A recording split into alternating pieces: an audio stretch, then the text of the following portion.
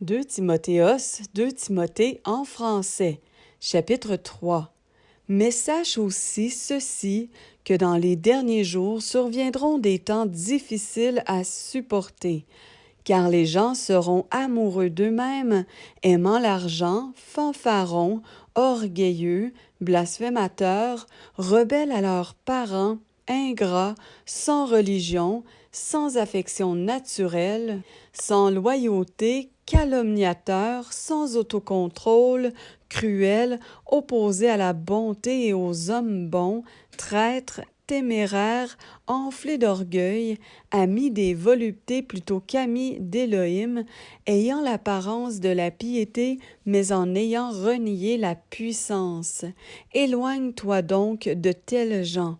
Car c'est d'entre eux que sortent ceux qui se glissent dans les maisons et qui emmènent captives de petites femmes, chargées de péchés et guidées par toutes sortes de désirs qui apprennent toujours et qui ne peuvent jamais venir à la connaissance précise et correcte de la vérité.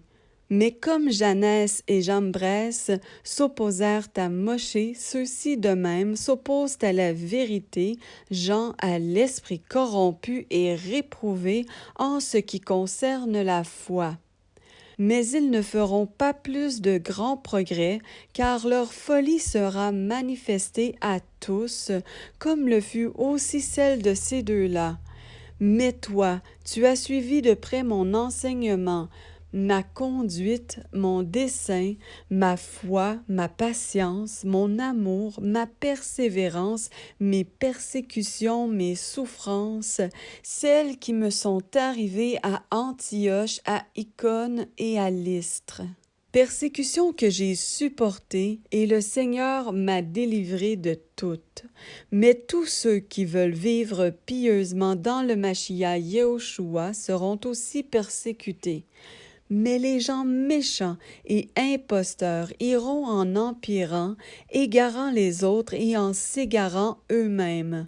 Mais toi, demeure dans les choses que tu as apprises et dont tu as été assuré, sachant de qui tu les as apprises et que, dès l'enfance, tu connais les lettres sacrées qui peuvent te rendre sage pour le salut par le moyen de la foi en Mashiach Yehoshua.